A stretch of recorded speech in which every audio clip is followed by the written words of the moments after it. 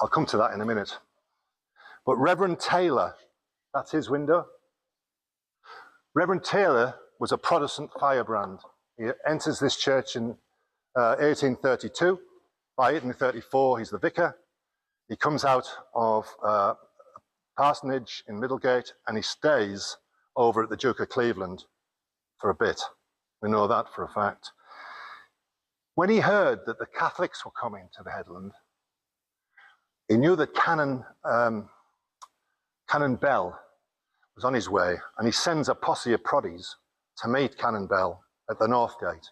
And they're obviously being told some devil was turning up in the town. And they went down, and the woman at the front grabs the reins of Canon Bell's horse and looks at him, and he thought he was going to get beaten up. He said this, Canon Bell, thought he was going to get a roughing up. She went, but he's now but a man.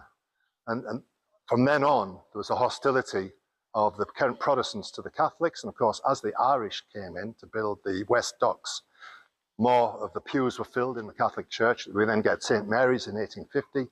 And the two are as bad as each other. Canon Bell and Reverend Taylor ring the bells louder than each other. They invade each other's meetings. One of Reverend Taylor's flock has a baby that is going to die. And one of Canon Bell's priests baptizes the baby and then gives it the last rites.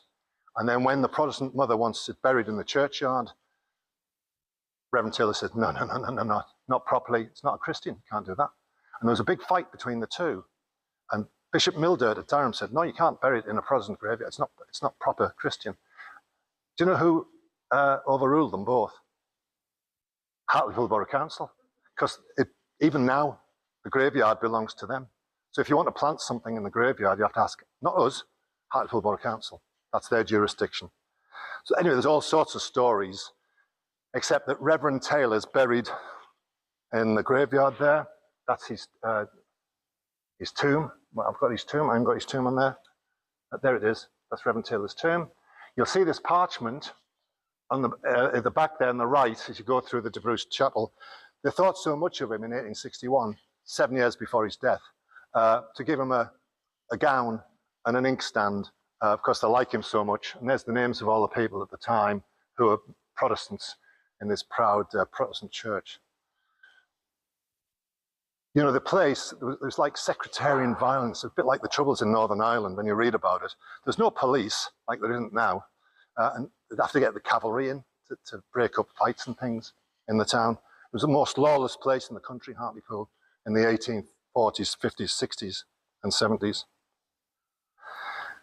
John Todd, there's confusing Todds, there's too many Todds. I mentioned him earlier, because there's his plaque, there's his face, and he disputes the De Bruce tomb, he disputes the effigy, and there's a rumour going around he pushed his wife off a cliff on the south coast.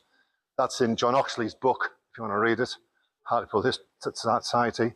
I think the wind blew her off with her frock. I don't think he pushed her off, but that's Reverend Todd.